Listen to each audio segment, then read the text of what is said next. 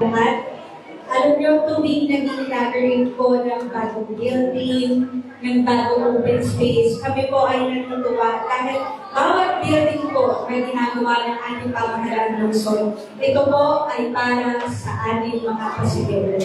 Magkakaroon na po tayo na maraming espasyo. Ito pong multi-purpose para po sa lahat na may isip po natin pag may kailangan po tayong events na gagawin recognition ng ating mga kabataan, mga personal na events pwede rin po dito. At yung ating po open space na park, alam nyo, ngayon po uso na ngayon yung mga open spaces, pero po dito sa lungsod ng Pasig, matagal na pong ginagawa ito ng ating congressman, ng ating mayor at ng ating vice mayor. Kaya naman po ngayong umaga, tayo po ay nandito kasama ang ating mayor, Vico Soto, ang ating vice mayor, Lodo Jaworski, ang ating konsehal, Angelo Pinyon. Kasama rin po ang representative ng ating konsehala, Tika Cory Reymulo, si Kagawad Cory Reymulo. Sabi nga po ni Mayor Vico, isa po sa pinakagwapong kapitan ng lungsod ng Pasig. At sa ating mga kagawad na kasama, and of course si Carrie Reyes na talagang nagpupursige na madaming pa tayong magawa ng mga housing dito sa ating lungsod.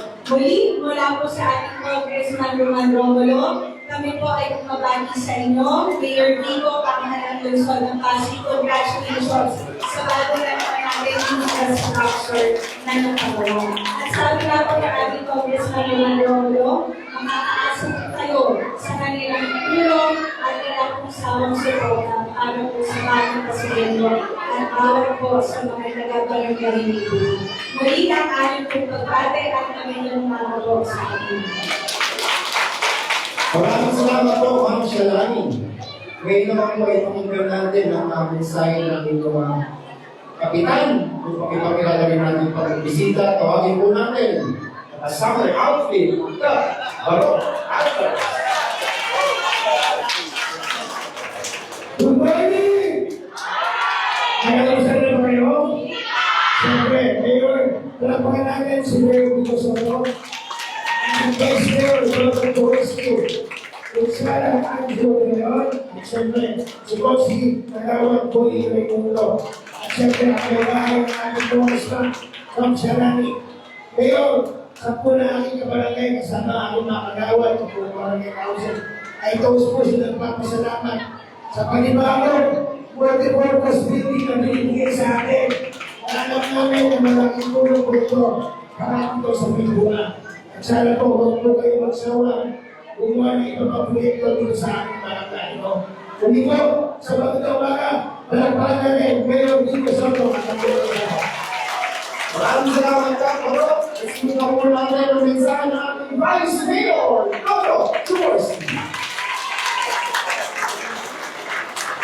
So magandang umaga po sa ating lahat. Good morning!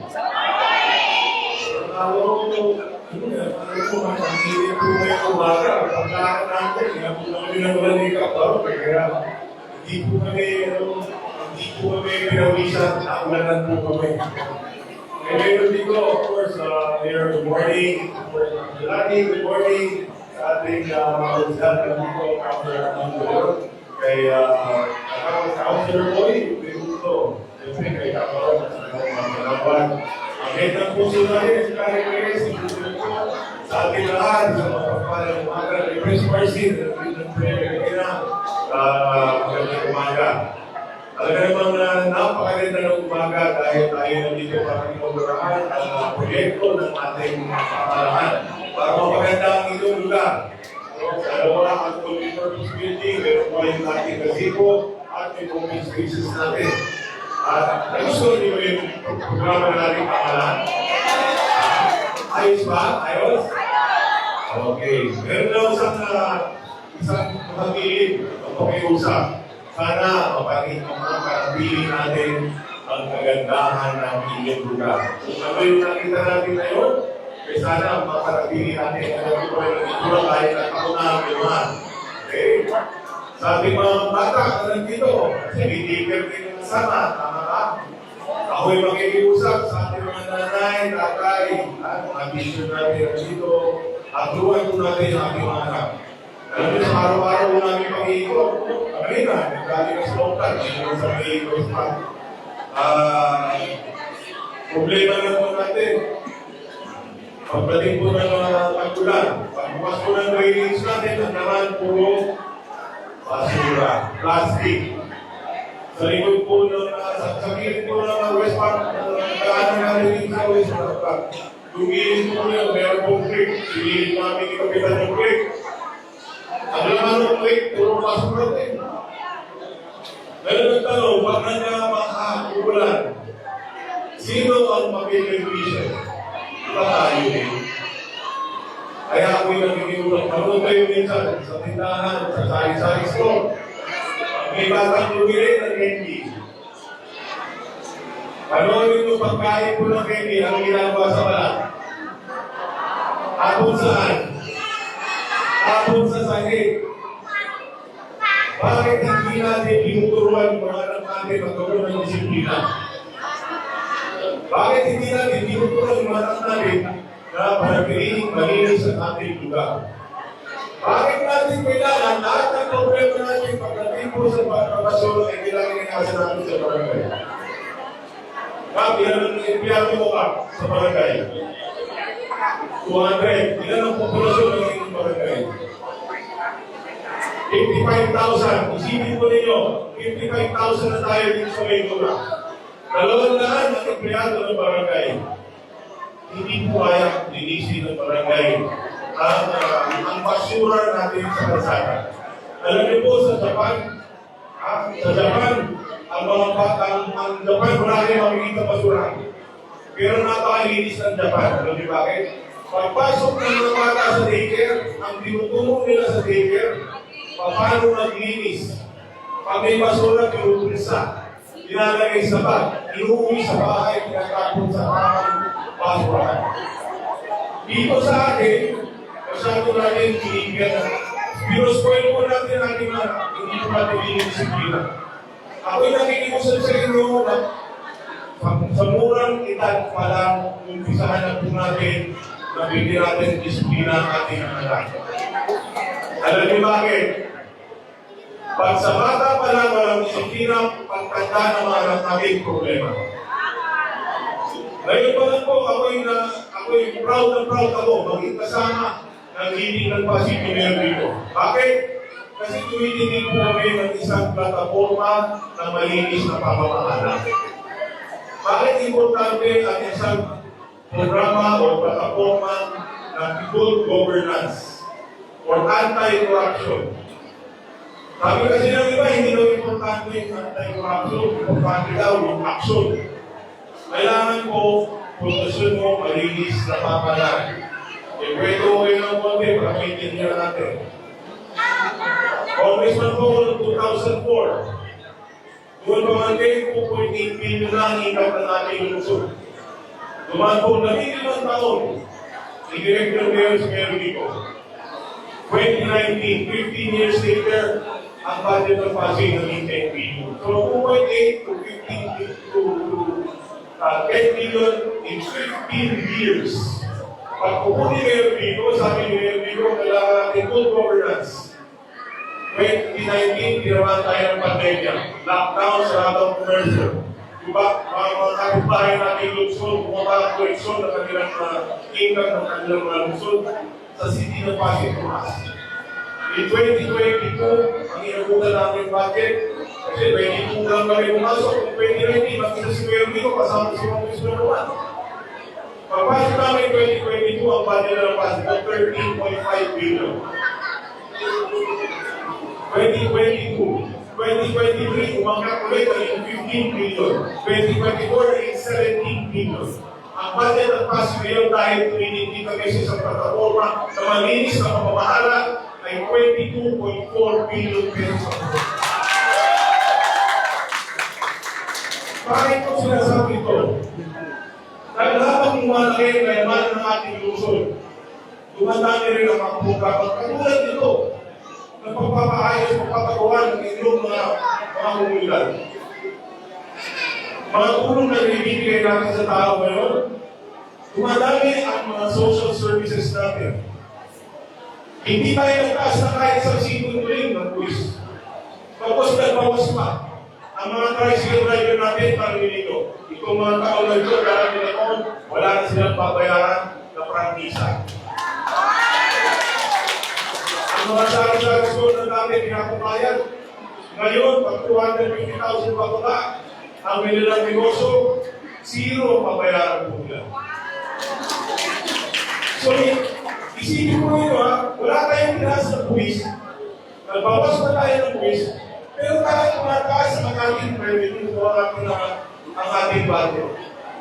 Una, dahil ang taong bayan ngayon, willing na magbayad ng tamang buwis dahil alam nila hindi ninanakaw ang pera ng taong bayan. Malapit naman po ang kampanya. Ilang araw na lang. Ilang tulog na ang kampanya. Unahan mo lang po kayo. Kasi alam po kayo, nagkaroon po kayo na eh. Diba?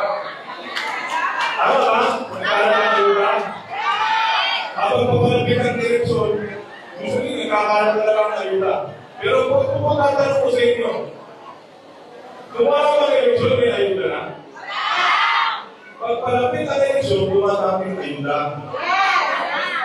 Ang tanong, meron ba kayong kilala na tao o pamilya na gumanda ang buhay kahit sa ayuda? Kaya huwag tayo magpapaloko sa ayuda.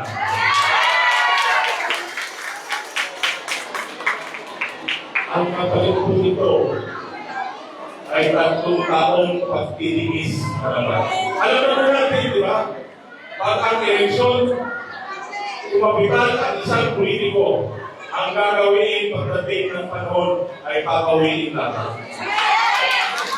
Pero mas alam ko na dito sa Pasig, lalo-lalo na dito sa Barangay Maybuna, ang mga bukante natin matatalino. Ang mga bukante natin may prinsipyo. At ang mga bukante natin hindi binibenta ang kanilang boto. Kaya mga kaibigan, ay mag-iusap muli sa inyo. Nais natin ipagpatuloy ang isang tama na malinis at tapat.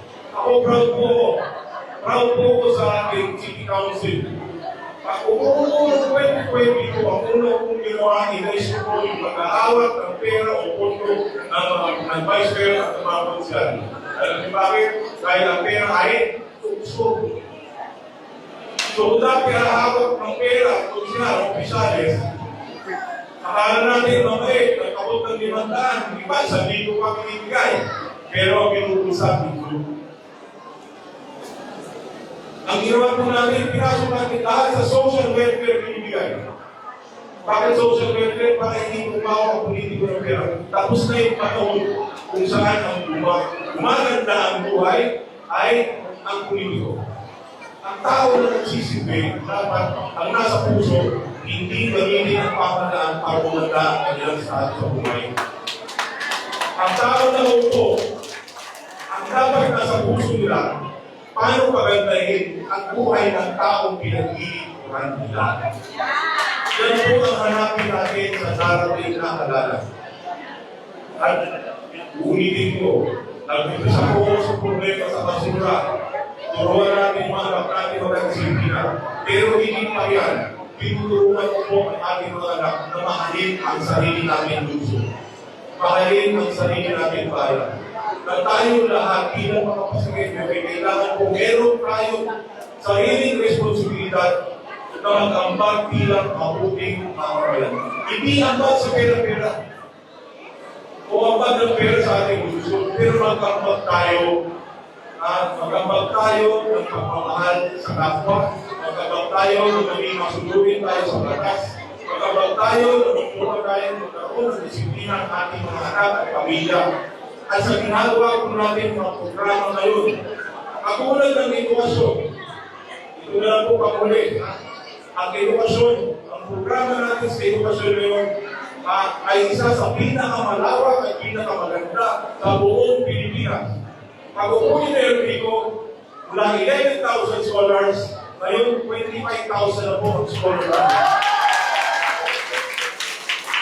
Suwag sa ng Romulo, dahil sa kanyang batas, ang PFP o Pamantasan Luzon ng Pasig at lahat ng state colleges and university nyo. Dati binabayaran ko yan ang ating mga magulang. Ngayon, libre na 100% ng free at ating tuition, pero naman allowance mula sa ating tuition. Ang problema, ang PFP, ay ang kaya ng tanggapin na graduates mula sa ating graduating seniors ay 1,300 na kulang. Ang nag-graduate po ng mga senior high school natin taon-taon nasa 8,000. So hindi po nabibigyan ng pagkakataon makapag-aral ang ating mga anak. Ito po ang dahilan bakit hindi tayo makatakas sa panin ng kahirapan. Dahil kung konti ang nabibigyan ng pagkakataon makapag-aral, makakuha man lang ng mga skills. So, para sila ay mag-earn maayos sa trabaho ako kaya. Eh habang buhay po tayo mahirap. So yung pinangarap na mahirap, nag-anak, hindi po napagtapos. Wala po yung skills na nakuha. Yung anak niya, tatanda din. Hindi rin siya makapag-aral, hindi rin siya makapag-graduate. Pag siya nag-anak, tuloy-tuloy. Yung buong lina ng pagkita nila, habang buhay na lang mahirap. Ito na yun ang pakiusap ko sa inyo. Pero kung tayong programa na yun, free college education. Hindi po sa mga public, free private college education at ISA scholarship program. Yung mga anak at ako ninyo ngayon, turuan nyo naman mangarap, maging doktor, maging nurse, maging kahit ako lang ba? Kasi nandito po ang university na mayroong programa at nagbibigay ng pagkakataon. Hindi sa mga matatalino. Ang problema po kasi natin, nagbibigay ngayon yung mga talino na tama ba? Pag hindi masyadong matalino na anak nyo, hindi na siya nakakasama sa scholarship. Pero dito sa Pasig, nakaiba tayo. Ang tinitignan, hindi po yung galing o talino ng anak ninyo. Ang tinitignan, yung social standing, inuuna po natin yung pinakamahirap ng mga pamilya. Yung mga bata, mga anak ninyo na gusto magsipat, magtira, kahit average lang yung grade. Basta sila yung hiling magtrabaho at mag-college. Huwag niyo po sasabihin sa akin kung yung mga anak ninyo nag-aral sa Pasig Catholic College. Magkaroon sila ng education degree. O kaya mag-aral sila sa Arellano University sa Caloocan. Magkaroon sila ng isang nursing degree. O kaya ngayon, may bago na dito sa East Ortigas National University. Magkaroon sila ng isang engineering degree. Huwag niyo sasabihin sa akin, hindi magbabago ang buhay ng pamilya niyo. Kaya mga magulang, ako lang po unang magsasabi, maraming mangangako ng kung ano-ano. Pero, ang aminin po namin, kung hindi tayo mismo ay kikilos, hindi po magbabago ang buhay natin. Huwag natin iasa lahat sa pamahalaan. Ang pamahalaan ay nandito para magbigay ng pagkakataon, kumpintan, pakumangan, ang buhay ng kanyang mamamayan. Pero kailangan magtrabaho, magsipag tayo na. Yan ang ituro natin sa mga anak at malayong mahalasin natin bilang isang puso. So muli po, congratulations po sa ating lahat dito sa may buwan. Mabuhay ang lungsod ng Pasig, mabuhay ang Pasig. Maraming salamat, Vice Mayor! Welcome to War City. Ito ang ganda sa area natin, yung babulo.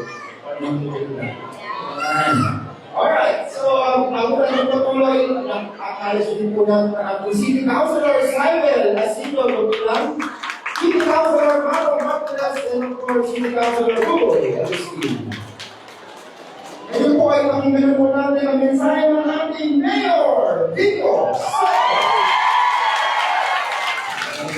Magandang umaga sa ating lahat. Kamusta po kayo? Kamusta po kayo? Ito ang estudyante natin sa daycare. Estudyante natin sa daycare. Kamusta na kayo? Ang natuloy mga senior sa inyo, natasan ka na rin. Nandito ba yung mga nag-zumba? Nandito ba ang ating mga senior citizen? Maraming salamat po sa laging napakasunod at pagpapagpapagyo sa amin, Vice Mayor Lolo, sa inyong mga konsehan, at siyempre kay Congressman Roman. Noong nakaraan ay nandito rin po kami para sa operation ng multi-purpose court. Marating po natin at ay gaya na sinabi po namin sa inyo. Nandito po kami ulit kayo para naman po sa mga multi-purpose hall ay inaugurated po natin ngayon. Kasama po sa project na ito ang konting open space po natin. Alam naman po natin talagang sa Pasig, magka-woodland area kaya ng Tito Manila. Talagang medyo masigit na po sa atin. Alam naman po natin yan. Konti-konti na lang yung pwede natin gawa ng open space, ng playground para sa mga bata, ng espasyo para makapag-zumba na open air, mga park. Kaya pag nakahanap tayo ng open space sa lungsod natin, talagang pilit natin na pinagaganda kahit pa paano. At sa programa natin, gagawin po natin na hindi lamang yung multi-purpose hall mismo ang ipapagawa o ayusin, kundi sinama natin yung open space para magamit naman po ng ating mga kabataan. At alam niyo po, medyo kahit ako nagugulat pa rin, naman talagang pinagbirakan, sumikap tayo, pinaglaban natin yung mga pagbabago sa ating lungsod. Sa totoo, hanggang ngayon, minsan nagugulat tayo ako na talagang kumapana yung mga presyo, mga programa ng ating pamahalaan. Makwento ni Vice kanina na tumaas ang ating budget. Pero kasabay ang pagtaas ng ating budget, bumaba rin ang mga gastusin natin. Alam niyo po kung bakit? Dahil walang feedback. Walang feedback ng mga politiko, wala kang pinupulsa. Isipin niyo po, kita niyo naman po yung mga pinagawa ng LG. Ito po kasi pinagawa po ito. Dahil po kakaina ang gulong ni George. Pero yung mga pinagawa ng LG, nakita niyo naman po yung mga repairs sa mga building natin, nakita niyo po, kapaskilo naman po yan kung magkano. Pati yung mga railing natin, yung mga rampa natin, yung mga sapisang natin, alam niyo po, ito naman po, isa po yung purpose natin, yung mga pinagawa ko, yung open space. Sa lahat po ng pinagawa, makikita niyo po, nakapaskin din naman po, may kita po sa kontrata, nasa less than 11 million, sa less than 11 million lang po tayo. Yung original, tapos naging 11.6. Lahat po yan, 11.6 million pesos na po. Talagang ang ngayon din sa Google na minsan pinaka-check ko sa engineering natin, check ko, kapababa na nyo, baka kailangan siguraduhin natin na tamang kalidad, ang ayos yung pagpapagawa. Pinaka-check natin, ayos mo, yung pagpapagawa, 11.6 million pesos na po lahat yan. Sa totoo, yun po, sa totohanan lang po, mga kung sino mga tayo pinag-iring ka. Pero sa totoo po, yung 11.6 million na yan, kung sabihin natin, sabihin natin, gawin natin 20 million yan. Alam sa totoo lang, baka wala naman, pwede rin naman, 20 million.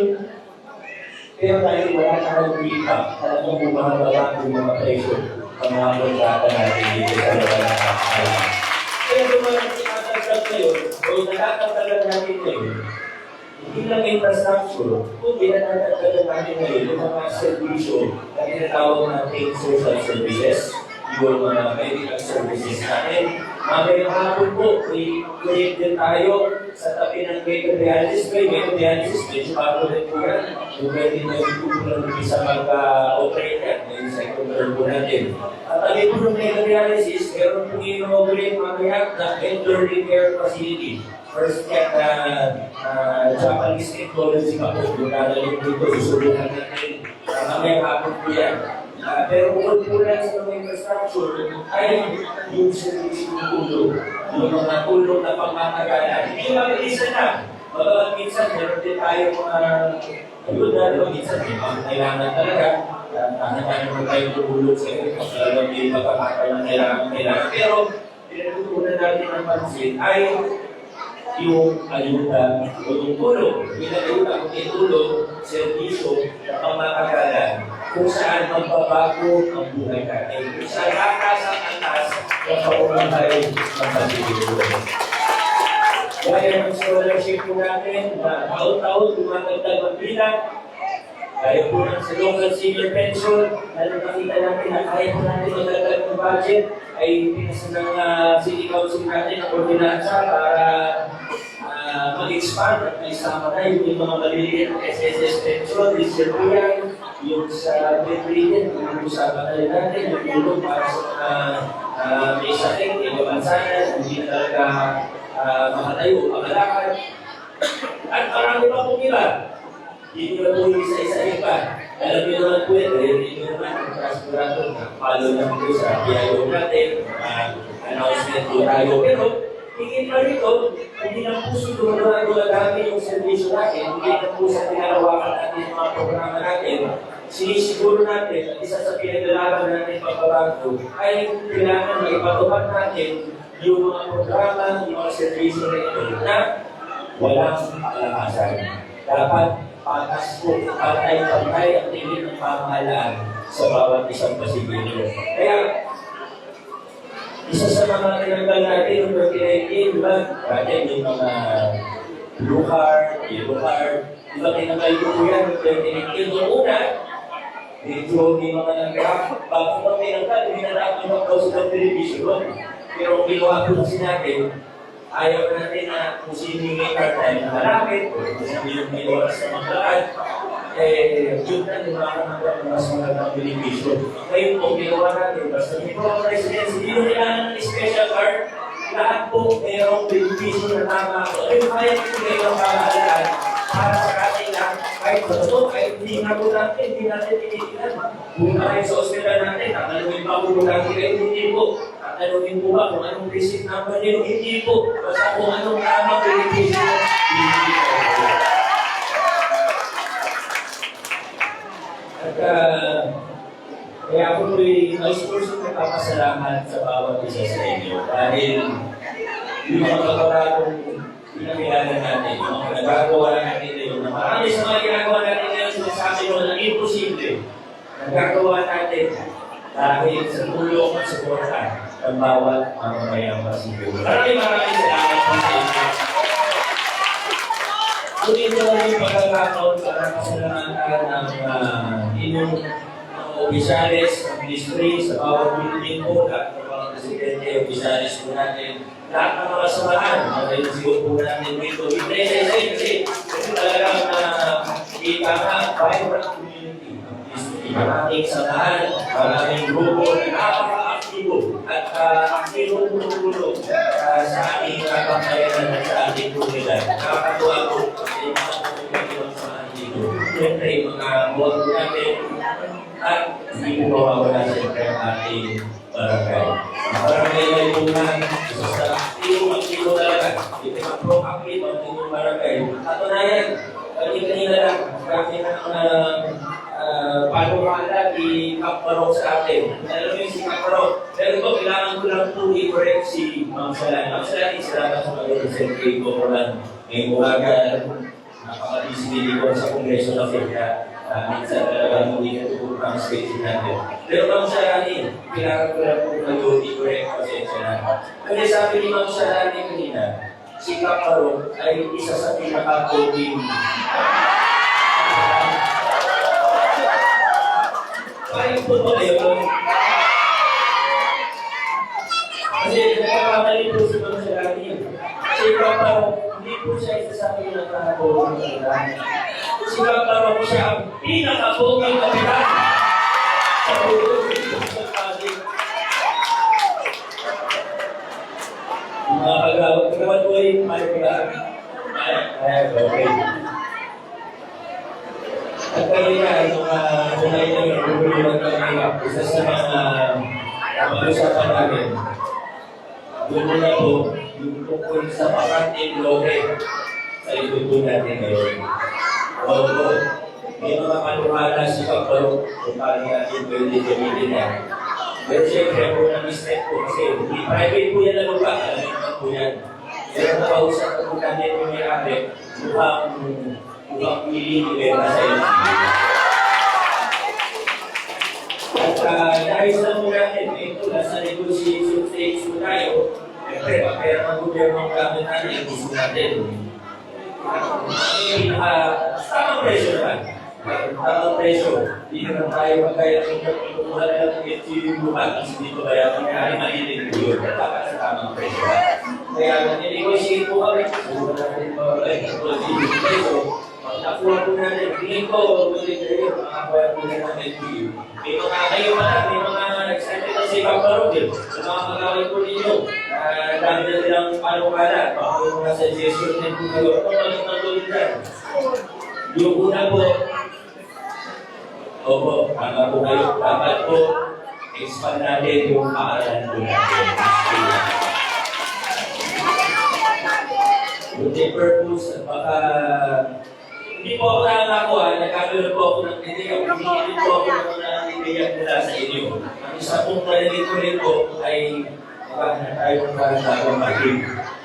Parking, lubuhan ko ng konti yung daanan natin. Pwede na yun. Pero mas kailangan natin ng school. Mas kailangan natin ng school. Baka may makita pa kayong panuhanak, makikita po natin kayo ano yung kailangan na mas nakararami, yung tayo kapagawa natin. Kasi sa iyo, makikita natin at ma-expand din po ang mga kailangan. Yung open space natin, 5,000 square meters po yan na pakubo din natin building yan. So, kaya po, maraming salamat. Alam niyo, nandito rin po ako kagabi. Hindi ba sa inyo natin, hindi ba ako dito? Alam niyo, bakit ako nandito ako kagabi? Kasi nabalitaan ko na si Pagparo. Nabalitaan ko na si Pagparo, saka si Tolsiman. Magpa-basketball daw. Gusto ko rin sana mag-araw kasi sinutuloy ko. Gusto na sa rin kahit hindi na nakakad sa okay. Hindi kirot eh. Pero, susunod. Pero nanood ako, makita ko sandali. Kasi minutes nanood ako. Para sa kalang mo na lahat, kaya hindi ko nakapagamit ng regular report. Kasi may nakita pa tayo sa Milano. Safety din po siyempre ng mga tao na isip natin. Makaka-over tayo. Kaya nantayan po natin yung Milano po. Hindi ko sinutulan ng contractor na ayusin po yung Milano natin. Pero, in-explain lang po, nina-cut yung report. Nanood ako, hindi ko naman naman galing pa.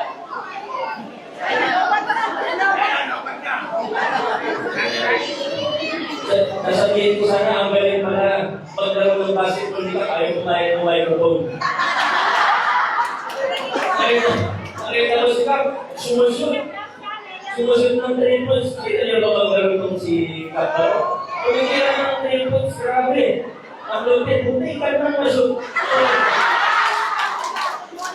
Ay, sa barangay teachers natin na mga kawan, maraming salamat po sa inyo. Sa puso, yan sila si Rex, Mr. Melvin, at tumulong ang maayos ang ating komunidad. Lagi lang po tayo makipagpuntayan sa kanila. May mga kailangan pag-usapan, may problema pa po yan, pag-usapan po yan, yung puso lagi nila tumulong sa atin. Muli po, maraming salamat. Silipinan po natin yung mga magawa, yung gagawin ng blessing ng tayo. God bless, congratulations, and this day. Maraming salamat, Mayor Rico Soto. Ngayon po ay nagdami po tayo sa likod natin sa ceremony ng blessing. Inaantay niya nga po natin ating officials. Yung mga taga-danger po, dito lang po kayo. Huwag na po kayo balis. Maharap na lang po tayo doon kasi huwag na po, no? Huwag na po tayo simulan.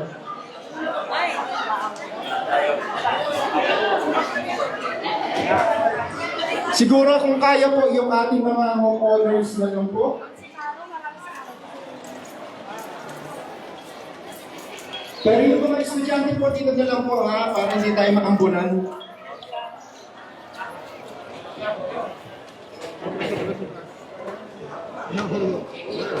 Lapit ba? Protect.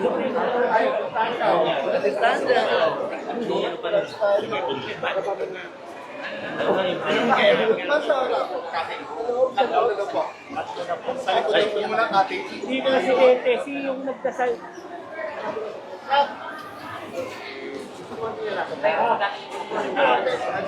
Hinahingan din po natin ang ating mga officials ng mga corners. Ang ating barangay officials, Presidente. ating mga councilors, Presidente.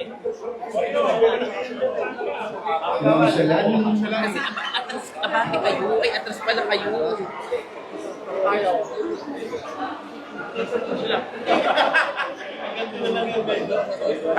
Kasya ba sa mga frame nyo?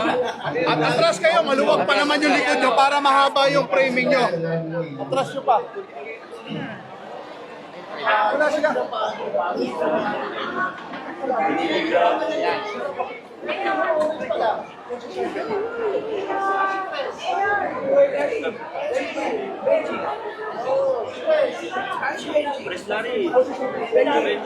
Nandito lang.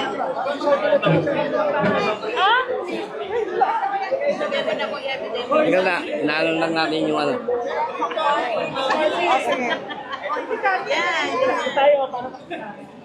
Alis na.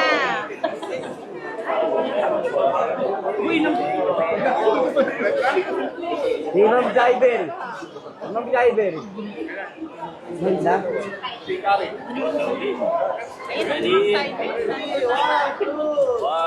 One, two, three. Pili na lang po kayo sa titingin. Yay! Wow! Siya na Kakasal ka na. susunod. Kakasal mo eh.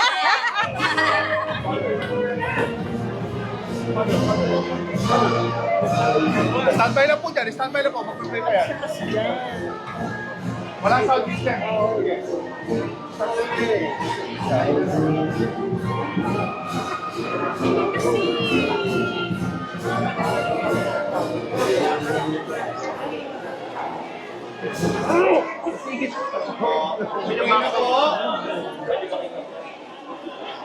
Mag-pray na po. Mag-pray.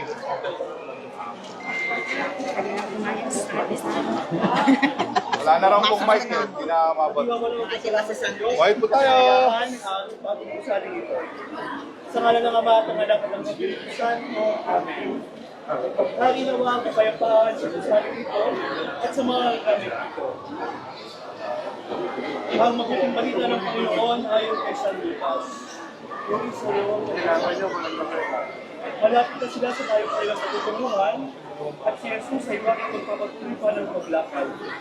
Ngunit siya'y pinagkapigil-pigil nila. Umuloy na po kayo sa amin, sabi nila, sapagkat palubog na ang araw at humihit na. Kaya sumama nga siya sa kanila, nang sila'y kasalang nila sa hapag, lumampot siya ng pinapay. Nagpasalamat sa Diyos at sa kami naghati-hati at binigay sa kanila. Nabuksan ng kanilang isipan at nakilala nila sa Jesus. Subalit ito ay biglang nawala at nawikan nila. Kaya pala gayon na lamang ating pangaramdam habang kasalo sa hapag. At pinag-uusapan sa lahat at pinapaliwanag sa amin ang kasulatan. Ang mabuting balita ng Panginoon. Mabuting namin, Panginoon. Katalangin ng pagbasbas. Manahan ka, Panginoon sa Kristo, sa piling ng mga magpapasikaya sa pusaling ito, at umihiling ng pagkawasbas sa iyo. Upang sa paglagi rito ay kanilang madama ang iyong pagtutpo. Upang sa paglabas dito ay